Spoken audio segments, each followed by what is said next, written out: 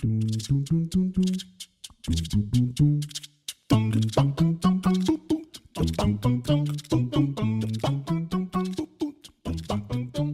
welcome back to Spellstorm Miniatures. This is episode 13, and my name is Jeremiah. I'm Dan. This is Chad.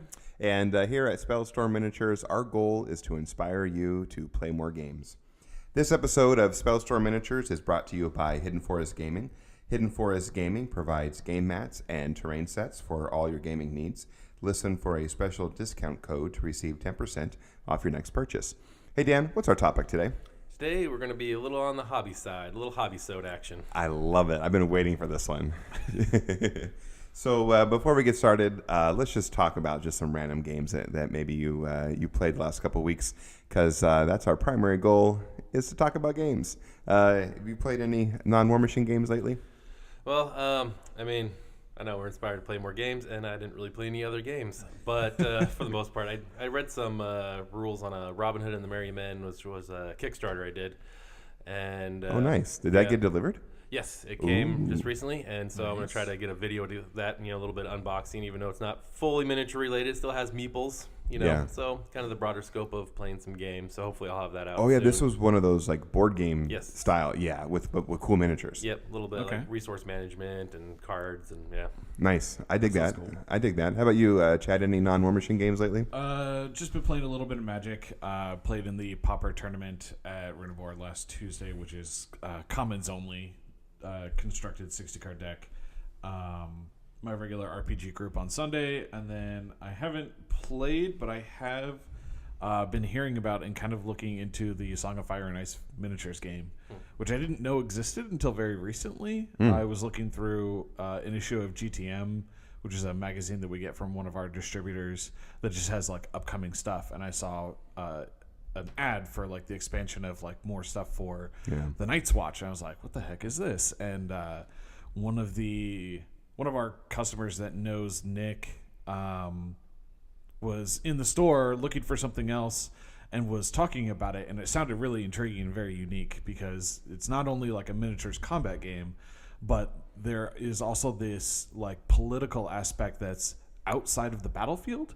So like some of the more political characters like Sansa Stark or Cersei have battlefield influences, like Cersei is so intimidating. She actually, like, you can use her to actually demoralize your opponent's army, which is a really, really cool aspect that I've never seen in a miniatures game. There's and it sounds super cool. So. Yeah, there's actually quite a few folks in our area who are starting to pick it up.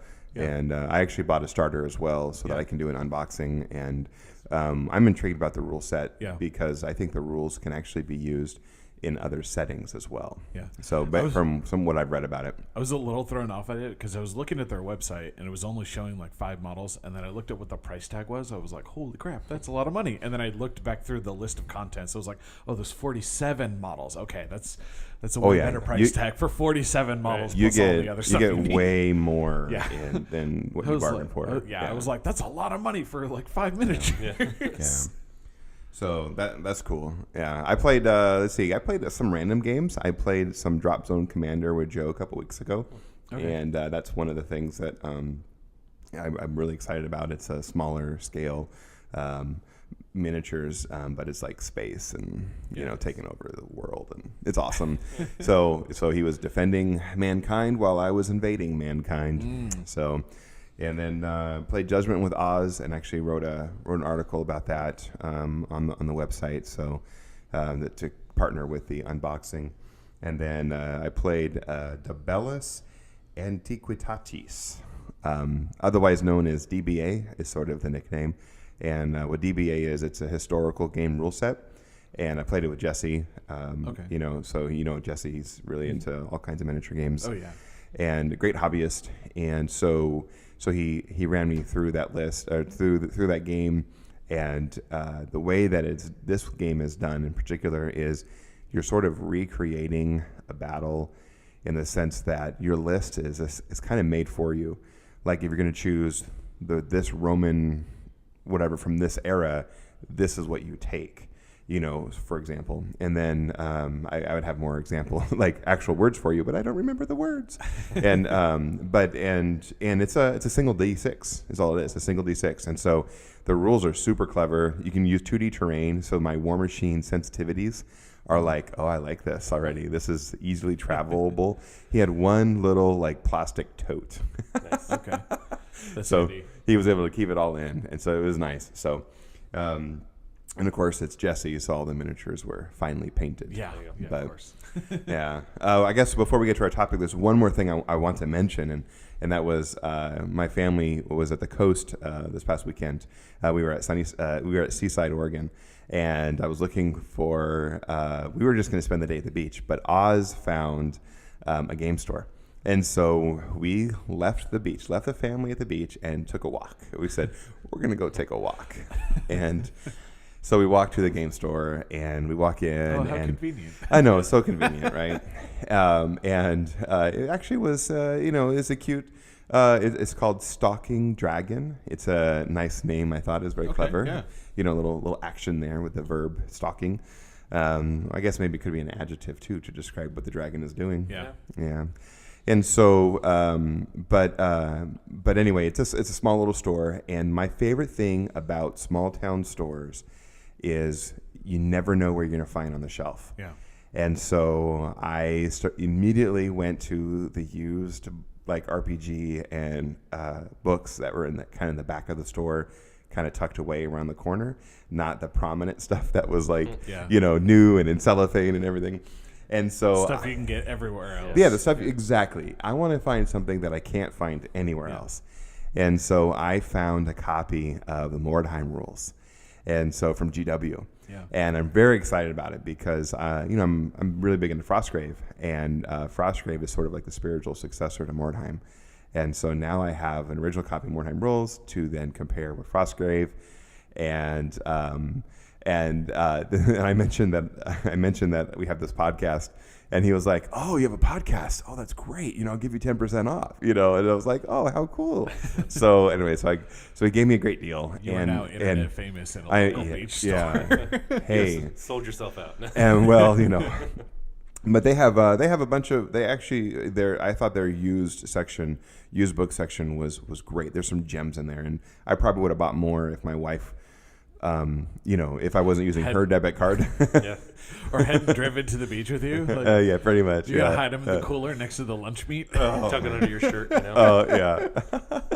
So, I mean, she's awesome, but I do probably spend a little more than she would like on hobby stuff. So that was Stalking Dragon in Seaside, Oregon. Yeah. So next time you're at the beach. Yeah, Seaside is actually one of my favorite beaches to go to, mostly because of the arcade, but also I love all the little shops and stuff like that. It's so much fun. You know If what? I make it out there again, I should. We didn't even do the definitely arcade this time. We had so much fun, and we found this like sandwich shop that Ozzy was really excited about, and everything. And I mean, we just had a good time. There's also a Big Kahuna burger, Big Yes. Kahuna grill. That's a that I tasty love going burger. to. Oh man, Did you come back with That's a what bag the full of signs are. saltwater taffy? No, we didn't. No, we it's funny. We did a lot of the not usual things, and it made for a great day. So it was something that my family desperately needed, and we got it. So I have a great great story from my childhood that happened out at Seaside. I'll have to share with you guys sometime. yeah, we'll do that off mic. About no, it was with my family. Sure. Yeah. Okay. But it involves renting a Surrey and my mom freaking out. So it was, okay. it was pretty great. Hey, how about War Machine games? You guys play any War Machine games? Nope, I've been mainly just actually doing some priming. The weather turned nice, and so I was Right? I gotta assemble. So I've assembled like 8 figures and primed them all. So I'm like getting ready to paint. Nice. I played a game last Wednesday. I attempted to defend my coin from Eli. I borrowed some Grimkin from Nathan, one of our locals, and decided to play a child heretic pairing into Eli, who was playing Circle, because I didn't want to play the Circle mirror. I just don't like doing it, and I wanted something different. And so, I used to play Grimkin. I used to play Grimkin competitively after they first came out. And I ended up playing Child into Iona, and we both had He had a turn of an assassination attempt where his dice just kind of failed him. Like through rerolls, he failed to roll a 6 on child through 2 or 3 Hunter's Mark castings. Even with rerolls, failed to roll the 6. And then my next turn, like I failed to assassinate him, and then he ended up assassinating child the next turn after that. So I lost my coin, but it was a good game. And it was really close. Nice. But that's the only War Machine game that I've played recently. Nice. That coin's for the king of coins that's going on. Yeah. Dude, there's a lot of chatter about that. I love watching the people talk smack about it on the Discord. They changed the name from the Masters League to the Coin Purse in our Discord channel, and now it's just a bunch of people trash talking to each other. I love it. It's so good. I got a Company of Iron game in with Steve, and it's funny because Company of Iron really hasn't like taken hold in our community so much, but it's a fantastic game. And we just Saturday morning at the coffee shop. Yeah, that's what Steve and I do, and sort of on the regular. And so we're playing Company of Iron, and we kind of misunderstood the wound chart, because the way that you get killed in the game is different than the way you get killed in regular War Machine. Yeah, and so we basically gave everyone a second chance to live when they probably should have been taken off the board. And so it felt like the game was going longer because of that. Okay. And but I was doing very well in scenario. I'll just say that. And but then Michael Burks comes in, and so he's like, "Hey!" And so he was there. Just he's getting his coffee because that's part of his routine, Yeah. And so it was nice for him to meet Steve, and because Steve's going to start coming out to Guardian on Monday nights, and knowing more people than just me, he'll feel more comfortable, getting games in. So, nice. But. And then, go ahead. I was going to say, I want to give Company of Iron another chance because I tried it a while, like more than a year ago. It was very different. I kind of got into it, but I would like to revisit it because I got really into Kill Team. Yeah.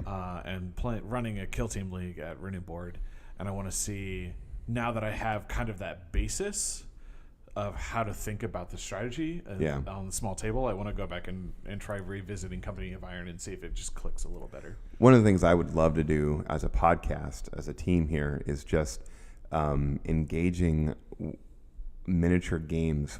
We have in general, we have the I go, you go format, which is what we're very familiar with, for like Warhammer, War Machine, all that kind of stuff.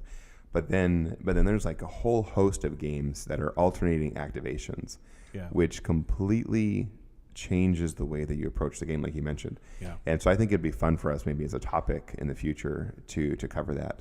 Mm-hmm. I think Company of Iron is great because it allows me to use my models and that I already have, and I don't need to do anything else.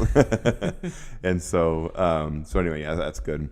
But Jordan, the new kid who who I've been gathering some donations for to get started in the game, and he and I got a learning game in on Saturday. Actually, he played Aussie, and I kind of sat on his side and kind of helped him kind of make decisions, which is very interesting because I know very little about Circle. Yeah. But in the process of helping him, I'm learning a little bit more about Circle. Yeah. And it's a very complex faction. And so I think it's going to help me as a player in general. Yeah. But so that's, I haven't really got full blown War Machine games in, because I was out of town traveling last week, and then, and whatever. And so that's all I got. Little Waffles and War Machine, didn't you get in? Oh, yeah. Well, that would be the learning game with Jordan. Oh, okay. Okay, that's that one. Yeah.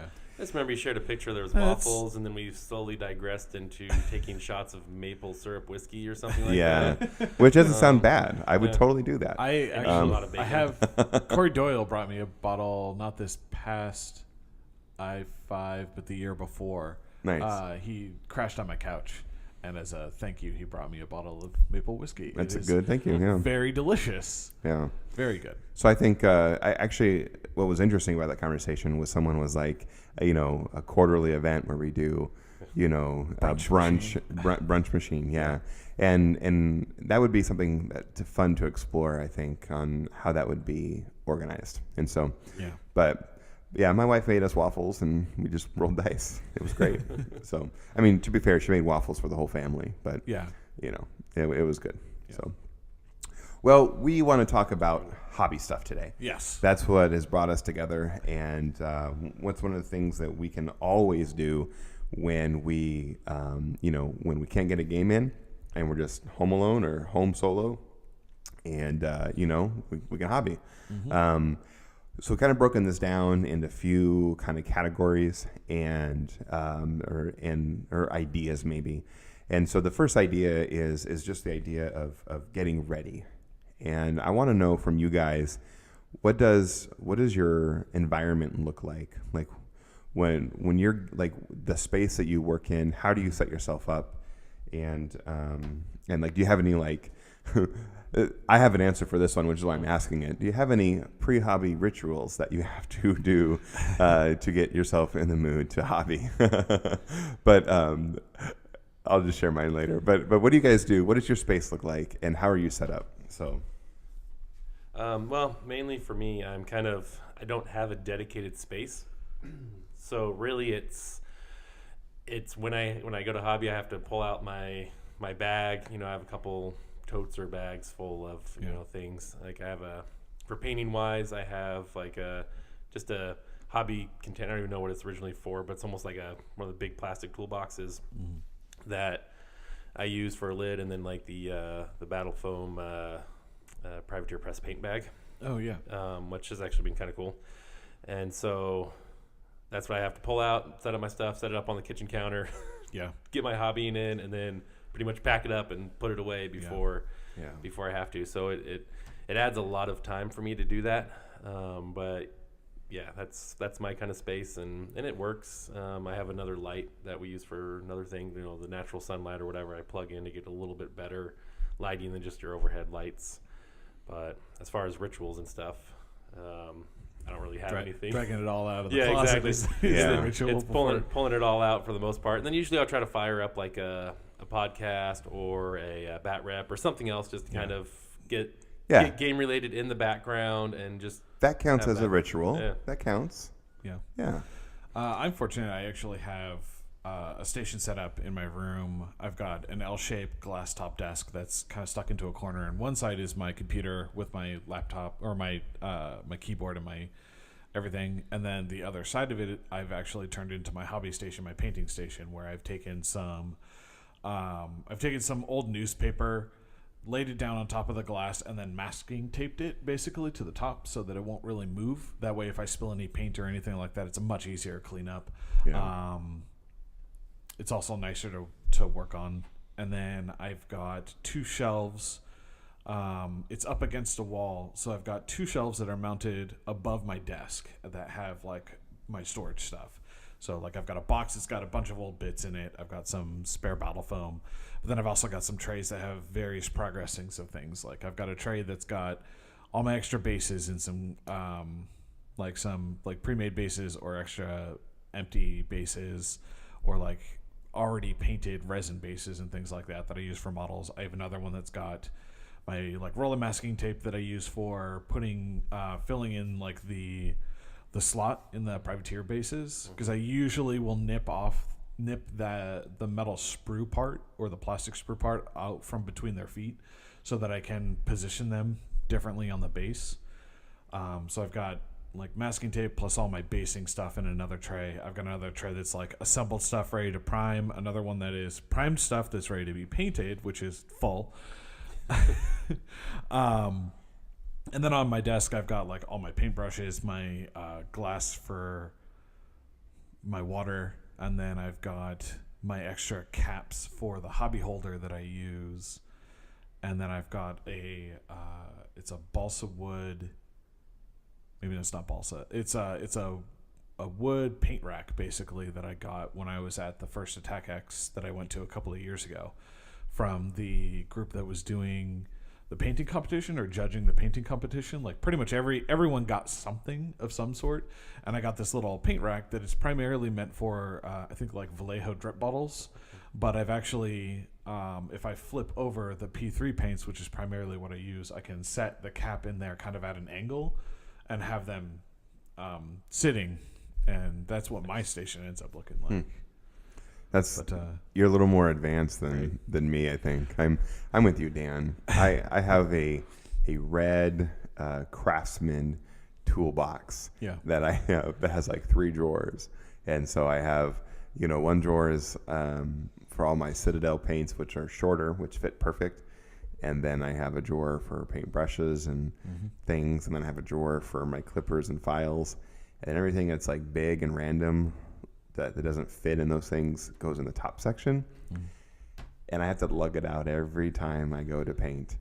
And it's heavy, and one time I was coming up the stairs and I nicked the wall, and I'm upset about that. And so when we go to paint the house this summer, I'm gonna have to fix that dent. And every time I go up and down the stairs, I notice it, and it bothers me. So I want something a little bit more permanent, but I mean, that's kind of the advantage that I have being a bachelor, is like my room is my space. There's not anyone else there, which is why I have the station set up there, just like I did in my previous apartment when I was living with my girlfriend a couple of years ago. Like, I actually had to do the same thing you guys did, is I had to set my stuff up on the kitchen table and then clean it all up. But like, because my room is my only space and I'm the only person ever in there, I can just leave all my stuff set out. And I keep my door shut because we have cats anyway. So I got like a home office, so it's like if I could just stop working from home, then maybe. If it wasn't covered in work related things, it could be covered in hobby stuff. Exactly. Yeah. So what's so when you get like, what tools do you guys use? Like, is there something that is just your bread and butter, that you're always your go-to, that you just love? Like, where are you? For me, I mean, I found a couple things. I mean, I've evolved a bit, and as time's gone on, right? Like, I've done a little hobby in years past, but like really the last year and a half, I say, is when I've kind of picked that up, a lot more. And I found like the flush cut cutters, like P3 makes one style. There's a few others you can get out there, but for trimming around models, I have found that, and of course a good old like X-Acto, cutting blade, little nice fine blade.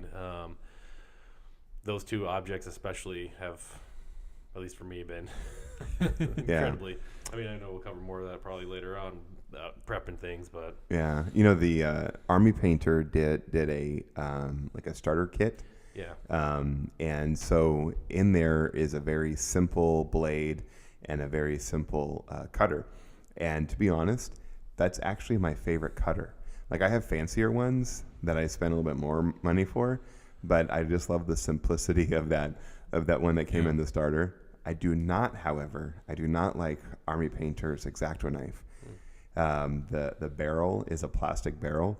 Ooh. And if you over tighten when you change out your blades, it'll split the ends of the barrel. Absolutely. And so the train store, the train hobby store in downtown Hillsboro, I picked up an X-Acto knife from there that has a metal barrel, but around it is like a nice like comfort grip kind of texture. Okay. And of course it also has the hex things at the end, so if I drop it, it won't roll. Like it'll stay stationary, whatever. That's a nice one. And so I just recently picked that up, and I'm hoping that I'll get good use out of that. And I have a problem. I'm a little OCD about certain things, and I was always the kid who over tightened everything, even though you didn't have to, and whatever. And I still do that with certain things, and so I broke my X-Acto knife. Okay. Yeah. And you needed a replacement, so you upgraded. Yeah. Well, hopefully it's an upgrade. So. I actually have a Dremel kit that a buddy of mine had bought me years ago that I think was from Harbor Freight, that I quit using the Dremel years ago after hurting myself with it. But I've also got it's not. It's probably exactly what you think it was. It was painful. But I also have a set of like a couple nippers and like some pliers that I use occasionally for when I'm modeling things. And then I've got a a pair of Citadel nippers that I borrow from Rune and Board, and then one of their mold line cleaners, which I was really skeptical about when I first looked at it because it's not a sharp edge. It's just sharp enough to be kind of pointy, but like if you run your finger over it, it's not going to cut you. But it is fantastic for cleaning mold lines off of GW, like sprue models and things like that. Those injected mold plastics and stuff. I haven't used it on any of the softer plastics. I usually just use an X-Acto. Yeah. But that one from Citadel, it is a little bit pricey to purchase the tool, but it is a fantastic tool if you have it. It's actually very, very good at what it's supposed to do. You know, one of my favorite discoveries about the X-Acto blade is you have the blade that you're cutting with, and a lot of people will just use that as their mold line remover.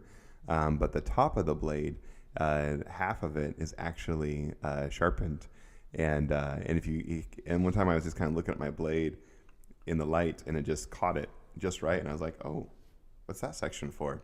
So I actually use that now for my mold line removers, and the price point on that Citadel one keeps me away. I won't, I'd rather buy a model for that price.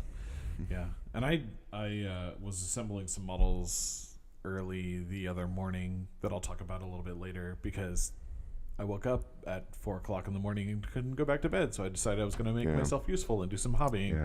Yeah. But I put a fresh blade into my X-Acto knife, and I've got one of the like exact zero. It's like X-Act brand or something like that. It's a metal handle, no fancy comfortable grip or anything like that, but I've had it for years and it works fantastic. But I popped a new blade into that, and before you think it, no, I did not cut myself during assembly, but I forgot how much of a difference a fresh blade makes. Yeah, that's nice. Do you guys clean your models? Like, do you give them a soak before you start building? I've done it before. I mean, I don't now. I mean, I've kind of tried it both ways personally, and the warm bath with some mild soap, and then clean them again, scrub them, and then rinse them and let them dry, and then I personally haven't found a big difference, at least in my level. That was my experience too. Is I didn't know anything about it until somebody mentioned it.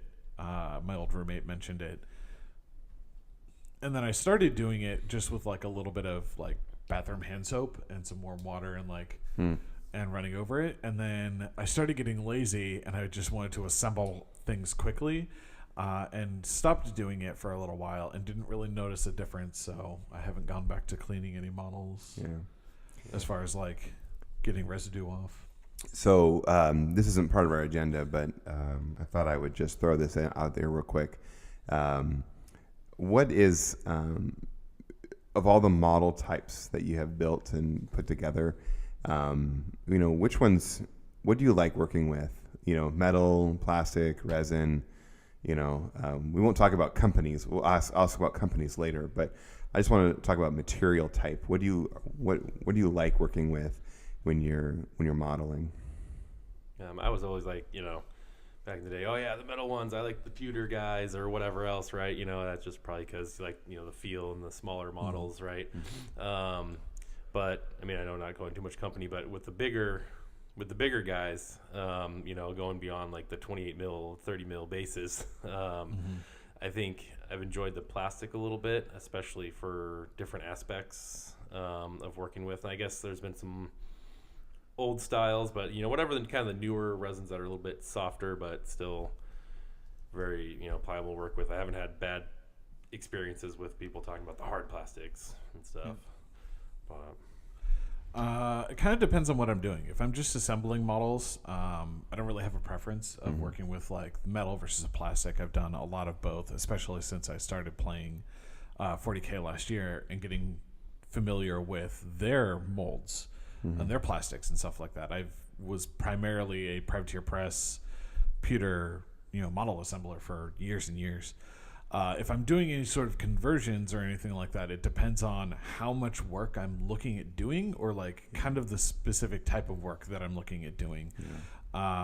Plastic is obviously easier if you're going to be doing any sort of pinning or anything like that. Plastic is a lot easier to work with than it is with the pewter. If you're doing any sort of cutting, obviously again, plastic is going to be just easier to work with because it's a softer material. But I also did a series of mercenary warjacks that were all based off of where instead of using the old like Nomad or Mule chassis, I actually used the original metal ironclad chassis and cut those up. And it was a lot of work to do because a lot of times I was cutting a hand off and then drilling a spot for a new hand. And I need to go back and do some green stuff work to like clean up where I hacked a hand off. But because of the look that I was going for, the metal ones worked better because I wanted them to be that really big kind of bulky look. And the idea was that I was getting into mercenaries primarily looking at like Magnus 1, Magnus 2, and I wanted to do something themed around that. So the idea is that he got these old decommissioned ironclads that were either salvaged from the battlefield or got on the black market or whatever. And so they were the old ironclad models. And I ended up using my Dremel to grind off the Cygnus on the top of them so that it's bare. Yeah. And then I eventually planned on painting them. I haven't done any painting with them, but I have some cool conversions of those. Yeah. Why don't we kind of reorder the agenda real quick and use this as a nice segue to talk about some conversion ideas. Like I didn't really know about conversions. I didn't really know that this was like a thing. But as I was thinking about this, when I used to play HeroClix, I had an old Frost Giant that was one of their larger bases. And, they had what's the weapon with the spiky ball at the end of a club? Morningstar? Morningstar? Yeah. I think so. I think it's a Morningstar. Yeah. So anyway, I had traded one, I think to Bill, and it was like broken. And I was like, oh, this sucks. What am I going to do? And so I ended up going to like Joann's, and I bought some chain. And so I kind of cleaned up the handle area where, and I drilled in and I put in some chain, and then I put the chain into the ball part of the Morningstar, and it turned it into a flail. It turned into a flail. And so without even knowing what I was doing, I basically made my very first model conversion. And what was really silly is I was so proud of that thing. Yeah, totally. Yeah. But now that I'm like in modeling, I do very little converting. I think I don't know if I've done any conversions at all. And so what do you guys do? Like, Dan, do you do any conversions when you're building? A little bit. I mean, it's always that time aspect, right? I always feel I'm still trying to catch up. Like, some of my lists I play, especially in War Machine Hordes, is not maybe optimal or greatest pairings because I'm working with what I have, and I'm trying to usually play painted. So it's like, okay, what do I have painted, and work with that. Whereas some of them do take that bit of time. I worked on. I need to get some pictures up actually for a Dracodile that and I guess that's not so much of a conversion as basing, so we can get into that one another time. But I'm working also. Basing is still kind of part of that hobbying aspect. I guess, of, like getting a model assembled, right? And getting it to kind of work, and so. And with that one, I guess I added some like fire coming out of his mouth and stuff. But sweet. Yeah. Well, tell us how you did the fire, because that was pretty cool. Yeah. Yeah. So did you base it off of like something else, or did you like a little sculpt bit the majority of it? So I actually kind of cheated a little bit. This is the hobby cheat episode right here, I guess. So I took the idea. I was watching. I think the Terrain Tutor. He's actually doing a Kickstarter right now too, but. He had like smoke trails of and used steel wool. Okay. And so I was like, I wonder how that could work. So I went, to like the local Bi-Mart, picked up like a big pack of steel wool for like $1, right? Yeah. Super cheap. And so I kind of got that and then shaped it into like a coney fire-ish shape and what would fit in the Dracodile's mouth. So squeezed onto one end, kind of poofed up the other side, trimmed some of the excess, and then I primed it black. And then I had some orange and some red and some yellow paints, and I basically just kind of spray painted the thing in layers. Okay. To get the effect of the fire effect there a little bit, and I did some touch up with paint afterwards of just kind of adding little hot spots or changing, maybe adding a little bit black to get cloud. I think it turned out kind of all right. I think it turned out great, but you haven't just done that technique with the Dracodile. Yeah. Because didn't you do that for one of your Signar jacks too? Yeah. So some of my Signar jacks, I on a lesser scale. So the smokestacks coming out of the backs, right? I drilled further down into those, and then created like a little smoke trails coming out of those pipes. However, those broke off very quickly after going in and out a few times into the cases. Yeah. So that was a little bit disappointing there, but it didn't take that long. I think converging like larger models seems like it's more like display style, and when you travel with them, you also exercise more care with them. Yeah. And so that they're gonna hold better, I think. That's what I got to learn. Yeah. Otherwise, the biggest conversion I'm kind of working on right now that, again, is kind of taking a back seat, but want to get back into doing soon is making some Trollkin long riders into Trollkin bear riders. Nice. Oh yeah. Right? Oh, All the Kador players would yeah. be mad at you. Yeah. We were supposed to have the bears. Yeah. No, they're going to be want mine. bears. But yeah, basically the battle bear, it almost, the one battle bear works like perfect for that. And then get some of the other long rider bits and just kind of blend them together and get a unit of bear riders. That's awesome. How many are in the max unit? 5? 5. Yeah. So it's not super bad, but it's still a bit of work and creativity and a little bit more cost than I fully want to dive into at the moment. But totally worth it. yes, when I have Bearca and the bears, and every bear I can cram in there. A true bear list. Like every unit almost has a bear except for the stones. I think your opponent will find it unbearable. Oh, this is so bad. All right, let's get on topic. Tell me about a conversion idea you have, Chad. I've actually done quite a bit of conversions, primarily with jacks. Like I said, I was doing those mercenary heavies, but I've also done 2 custom talons that I got the idea. I don't remember where I found the picture, somewhere online, but someone had taken the old metal light jack for Menoth. I think it was a Repenter, and had converted it basically into this other jack. So they gave it the Lancer's right arm, so it's got like kind of the spear pointing forward, and then they gave it a destroyer cannon on the left arm, and then actually replaced the head with, I think it was a Juggernaut head or something like that, and then cut around the back of it and added some extra smokestacks to make it super steampunk. So I saw this idea, I was like, I think I can do that. And so I ended up buying extra smokestack bits, the old metal Centurion smokestacks, and some other ones and things like that, and spent a bunch of time with some nippers and an X-Acto knife and cutting a bunch of metal. I should bring them sometime and show you guys, but I've got 2 custom Lancers, 2 custom Talons. I've got a Nomad, a Rover, a Mangler that's been reposed, and then I actually cut the chain off the Mangler and got some jewelry chain from Michael's Craft Store or something like that. I bought a kit that's got a bunch of chain, and then it had a bunch of like connecting rods that you can use to like bend and make your own connections and things like that.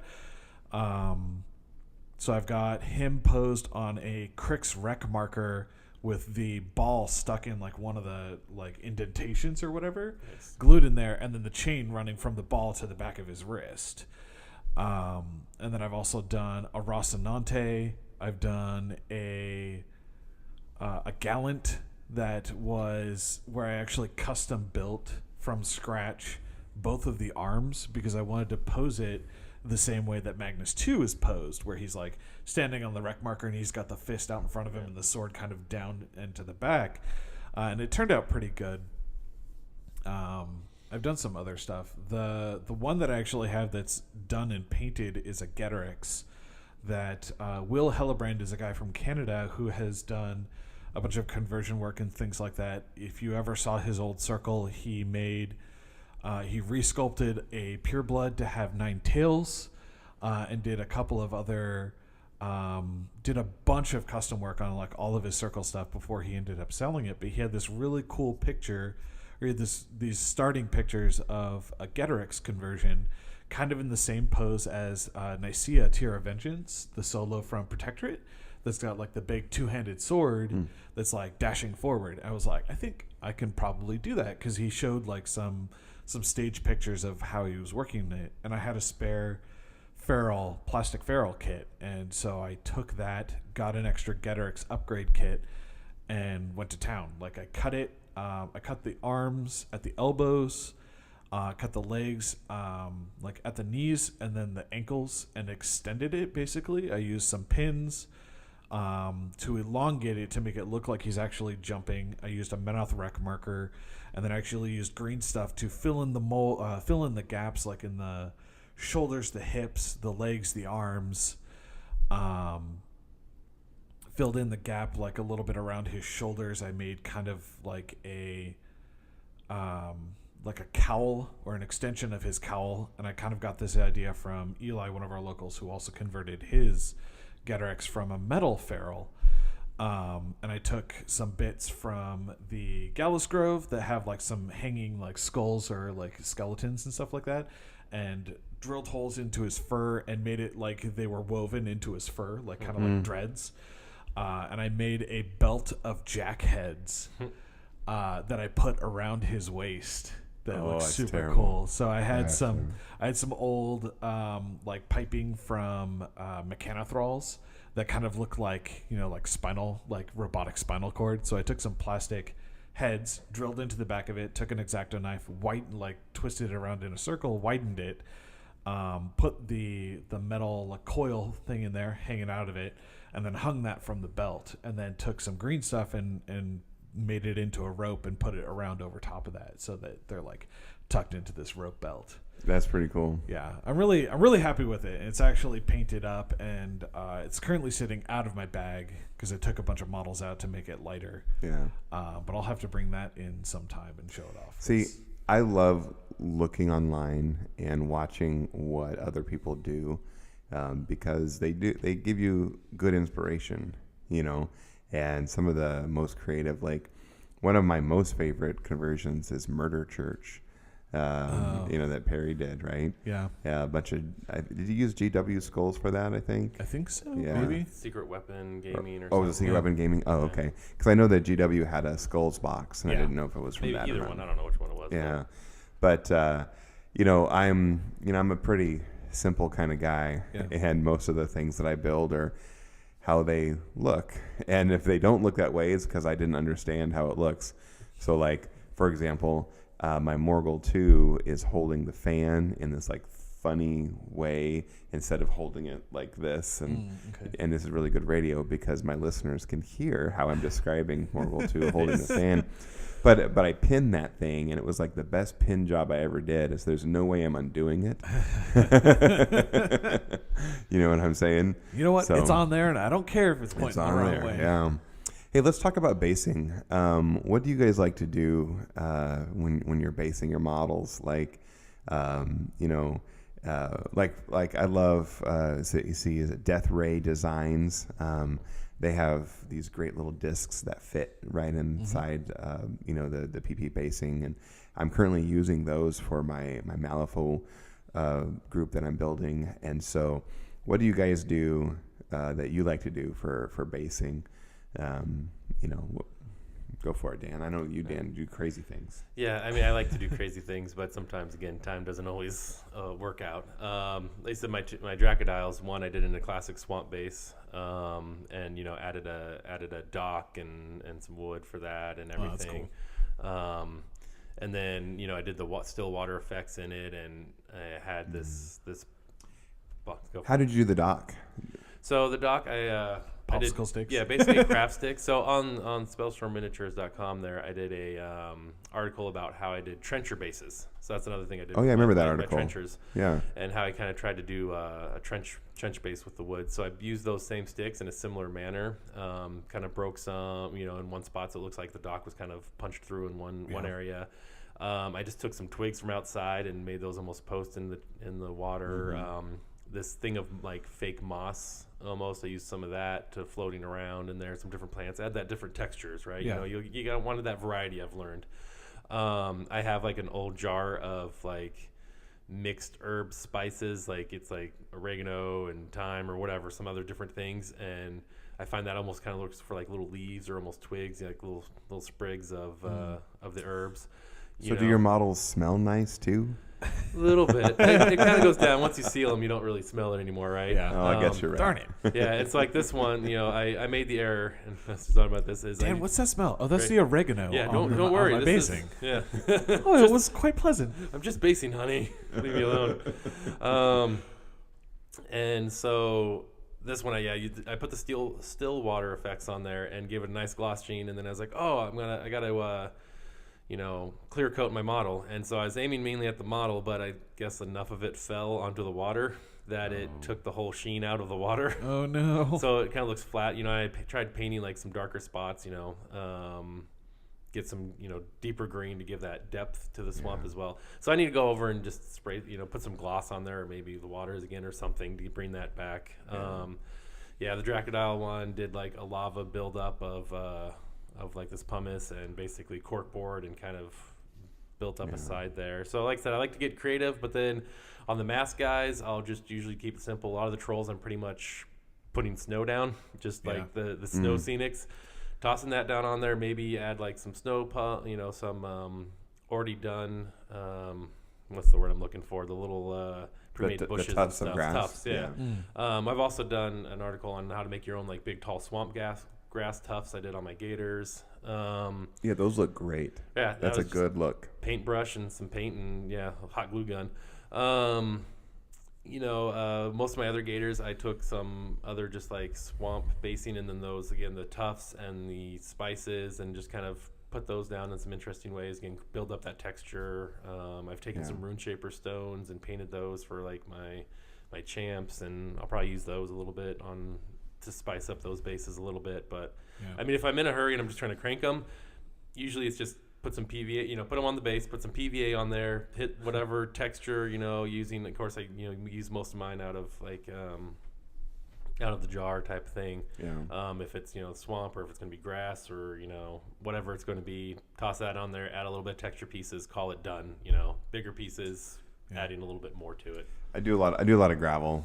Like I'll do the glue, and then like real small, like sand, like material that I get at the hobby store. And I'll do that first. I'll put the base on, or the model on, then I'll do that. And then I'll prime it. And so it kind of keeps it all intact. And so later I can, paint it and then dry brush it in different colors or whatever. And Yes. I'm a simple guy. I just want the model on the table. Yeah. So, how do you do basing? I've got a couple of different things. I've got some, a good handful of my circle is actually based on resin bases that Coleman and Sammy had made for the community a number of years ago. So I've got like a bunch of stuff on those that are they originally made a bunch of masters, cast them, and then started making a bunch of resin bases that the community started buying and putting on a bunch of their base for a bunch of their models and things like that. And so I've got a good chunk of my circle is on those, but then there's a bunch of newer stuff that since my supply of those bases have since run out, I just do same thing as you, Jeremiah, like gravel, tufts of grass, really simple stuff. Yeah. I have also purchased some like base inserts before, the Malifaux stuff that I assembled that I'll talk about a little bit later. Actually has some inserts that I got when I was up in Canada at AttackX this past year from a company called Rainy City Hobbies, where they make a bunch of different modeling bases and stuff like that are base inserts. I've got some 30 mil, 40 mil, and 50 mils from them that are like city cobblestone streets and things like that. And I used a bunch of those recently and assembled some Malifaux models and put them on there. So I'm excited to get those primed and painted eventually. I bought the Malifaux models just because I thought they looked cool and wanted something else interesting to paint. That's what a lot of my kind of miniatures purchases have been recently, because I already own almost everything in Circle. I think Malifaux models look awesome. They do. I think assembling Malifaux models is headache. Yes. Yeah. Okay, I have assembled Nis Hunters, and these models were more meticulous and painstaking than that. It's true. Like I built, so I'll just. You have to be a I'll hobbyist to appreciate Malifaux. Yeah, just briefly. We gotta I'll just talk about it now briefly. Is I bought I bought the Hired Swords Victoria starter box because I thought the models looked really cool. And I like samurai type stuff, and I like cool looking like punk chicks because a couple of the Victorias have like a mohawk and a half shaved head. I was like, that I bet I could do some cool like pink hair or something like that and experiment a little bit. But those things are very small, and one of the Victorias has 2 pistols, like one on a hip and then like one basically on her back, like lower shoulder blade. And those are like the smallest modeled pistols that I've ever seen that I had to glue on individually. I'm like, guys, these models look great. But do me a solid and please just mold stuff mold like it in that there. onto Yeah. the model. There was another one that had like basically like they're wearing suspenders that they've like dropped off their shoulders, so it's like hanging around their waist. Was an individual piece I had to glue on. I was like, guys, Yeah. do me a solid. Yeah. But the models look really cool. I'm excited to get them painted. I'm intimidated because they're very small models. They are. They're quite small. And very detailed. They are on like 30 mil bases, but they just feel smaller. Like, you know. So Are you so familiar with the original Black 13 or Gun Mage models? Not totally. I have, I think, the newer ones. If you've ever seen Yeah. the original sculpted Black 13 that are really tiny, they look huge on the 30 millimeter bases. That's what these Victoria models look like. Yeah. Like that's what these They're hired tiny swords look people. like. Yeah. So okay. So real quick, just rapid fire. What kind of painter are you? Are you a studio painter? I mean, sorry, like you try to like go after the studio scheme, or are you do your own?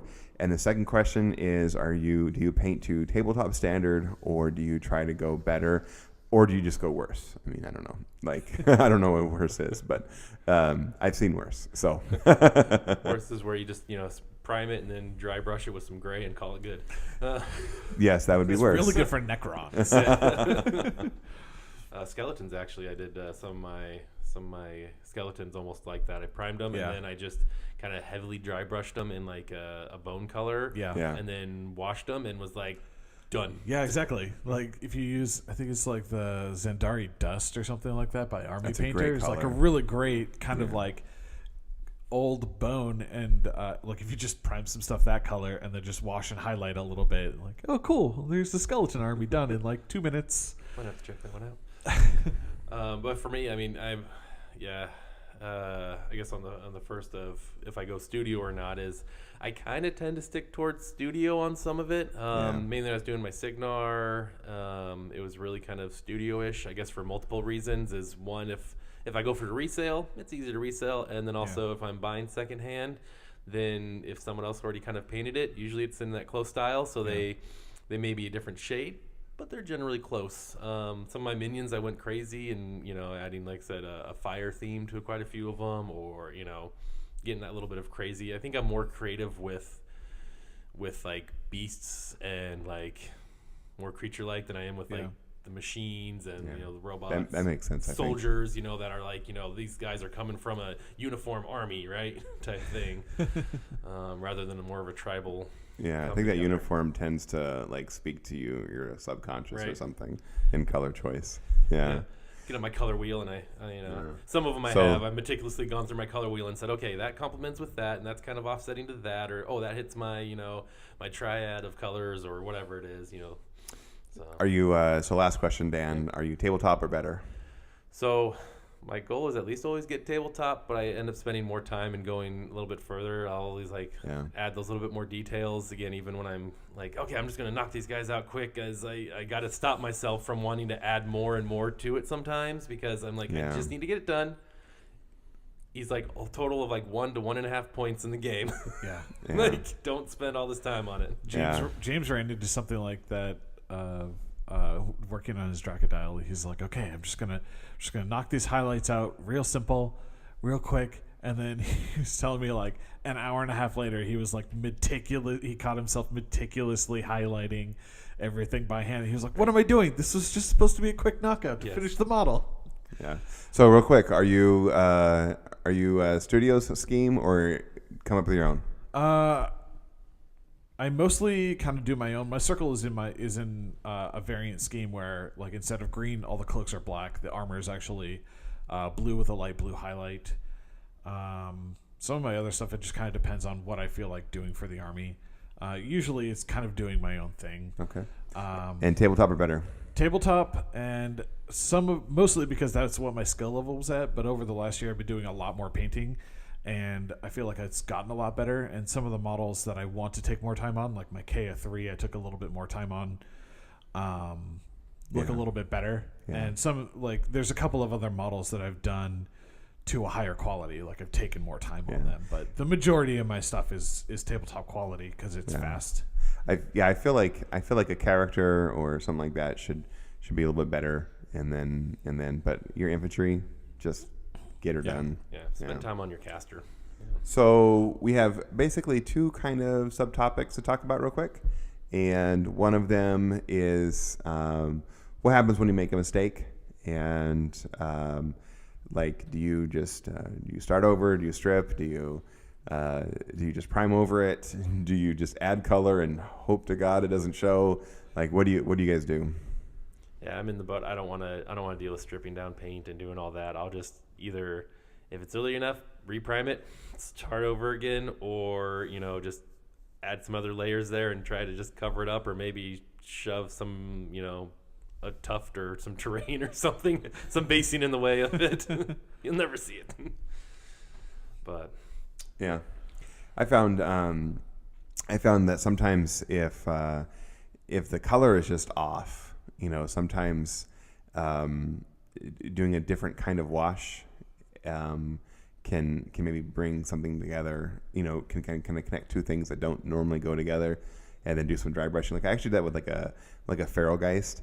It was I got it in a lot and it was broken, and there was no way that I could replicate that color. Yeah. And so what I ended up doing was I pinned it and fixed it, and then I ended up washing the whole thing and then dry brushing the whole thing. Like after I did some base cut touches where base paint needed to be, and I got as close as I could. Yeah. And then I washed the whole thing, and then I dry brushed the whole thing, and now it looks absolutely uniform. Yeah. So, I mean, that's what I've done before. So rather than starting over. I don't think I've really caught myself making major mistakes like that, honestly. Most of my stuff that I've been painting recently is kind of like either my circle stuff or brand new stuff that I'm doing. And I like to take my time figuring out where colors are going and how it's going to look. And that's probably why my painting slows down a little bit, is thinking about figuring out what's going where and which colors, and then once I get it, I'm basically like, okay, that's it, committing, let's go. But there were some, so like the Getrix I converted, and a couple of my rip horns I had painted before, and it was at a time where I had forgotten, and I didn't have written down what color specifically I used for my circle color scheme. So the armor I ended up painting in the incorrect color, and I ended up just going back over and painting over it and re-dry brushing and washing those individual parts. Nice. Like I used arcane blue and then highlighted with underbelly blue instead of the Signar blue highlight, or the Signar blue base, I think it is, for the darker blue, and then highlighting underbelly blue. And I just repainted over the armor. I'm going to have to repaint actually my my blood trackers, I guess, are kind of an example of, I painted them without having my scheme fully realized, and so they have like light brown loincloths and stuff like that. And since then, I've painted all my Tharn where like all of their clothes and everything like that, all of the cloth is black, more uniform with the rest of it. So I'm actually going to have to go back in and repaint all my blood trackers, and I don't want to strip them, so I'm probably just going to paint the black over it, and then like touch up the hair and some of the other parts, because they've been used and abused. They've been used a lot, and some of the paint is starting to really wear. So I'm going to piggyback on what you just talked about, and this is it's our last kind of topic related to hobbying, and it's honestly, it's my favorite. And the reason why it's my favorite is because I tend to be an organized person, and when I am disorganized or unorganized, not organized, I actually fail to achieve the things that I want to achieve. And so there's a few things that I need to do ahead of time in planning that to be able to, and this is true for work, and this is true for things around the house, not just my hobby, right? And then on the backside, to be able to record the success. So, for example, here's something super nerdy that I do that I can't believe I'm admitting to the public, but I actually keep a running bibliography of every book that I finish. And so I run, like, you know how like in old school, like high school, you had to write a paper and you had to like have a bibliography of works cited or whatever. Yeah. I have one of those, you know, a running bibliography of all the books I've read in the last several years, and I keep track of kind of where I am at. So am I leaning a lot of nonfiction, or am I leaning a lot of fiction, which really isn't the case. I read a lot of nonfiction, you know, and so like, but then where am I spending my headspace? And so it's actually a reflective process too, because I can go back and look and, oh, last year I read 25 books. I need to step it up this year to read more, you know, kind of thing. And so how do you, and this is the question, is how do you keep yourself organized when it comes to hobbying? Do you have a plan? Do you keep a spreadsheet? Do you have a special shelf that's marked inbox and then outbox? Like, I mean, how are you, like, what do you do to help stay on track is, I guess, kind of the question that I have. Yeah, well, for me, like I said, I have to, set up every time, right? So I can't just like necessarily leave like, oh, these 6 paint colors is what I was using for these guys. So I've done that with like a log. It's just pretty much grab an old binder, and I've just written out like, okay, the model I did, and then what did I base with, or what did I prime, what did I base with, what did I highlight with, what's the skin, what's the teeth, what's the different cloths, or something like that, right? So that's a lot like my gaming journal that I keep. You keep a hobby journal. Yep. Nice. I painted the tartans in this color, which again, the tartans. Just saying. And so. Yeah, that's how I kind of record mine. So if I go back, I don't I've done it before where I was painting the arcs and I put like the wrong blue. Like I was like, oh, I think that's the right blue, and then I was like, oh, whoops, actually I used this one, so I had to go back and repaint them, because I was like, I didn't want them all. But that's kind of how I stay a little bit organized on that scale. I'm not as organized about the in and out models. Like if I have them primed, they're just sitting on a shelf, and hopefully I'll get to them. But yeah. I really like that journal idea. That's brilliant. I've got a couple of different notations just in the notes pad on my phone, on my iPhone. Mm-hmm. I've got one that is my Circle collection that has like all of the models that I own for Circle, whether they're painted or not, how many of each one I have. And then down at the bottom of that, I've got my Circle paint scheme that's basically like I use this for bone, this for wood, this for cloth, this for armor. Or like this for armor with this wash and then this highlight or something like I have those details that are logged now since I started getting back into painting them a couple of years ago. I do similar thing whenever if I'm taking on commission jobs. I'll talk to the person of like, okay, like what's the kind of general scheme that you want, and I'll make notes like that in my phone. And then as far as like my workstation, like I mentioned before, I've got one tray that is assembled models ready to be primed or maybe need to be touched up for priming. Another one that's all primed stuff that's ready to go that's right next to it. And then actually I have another box from when I recently went back and reorganized my bags because I've got a bunch of extra bags and a bunch of models and all over the place. I was reorganizing it and basically putting like only the models I'm using in my primary bag, and then my other bags I put like all my other Circle models that I'm not using, and then another bag I've got like all my minion stuff and other random things like some of the mercenary stuff I have left over. But I've got another box that has like models that are done or almost finished and then just need basing. So like my unit of Wolf Riders have actually been painted. At this point I need to go back and I need to redo their loincloths and everything like that. Same thing with my blood trackers, and then they need basing and then they're done. And I've got a couple of other things that are in there, like a couple of warlocks that are painted, but I need basing and like the arcs marked. And then once they get done, I'll put them into my bag where it's like all of my Circle stuff that I'm not currently using. Like this morning, I actually went like my Kea 3 and one of my werewolves that I recently finished painting just needed basing, and then they were finished. And I was waiting to come over here to start recording. I was like, you know what? I'm just going to base these things, maybe do a little painting, and then I'm going to leave. So like those and a couple of other things I just recently I just did that this morning, and so they're drying, and then once they're dried they'll go into my bag. Yeah. Well, this was, I think, a pretty fun discussion. After hearing some of the ideas that you guys shared, I'm actually looking forward to getting some hobby time in this week. I have a couple extra things that are on my plate this week, so I'm not sure how much hobby time I can commit to.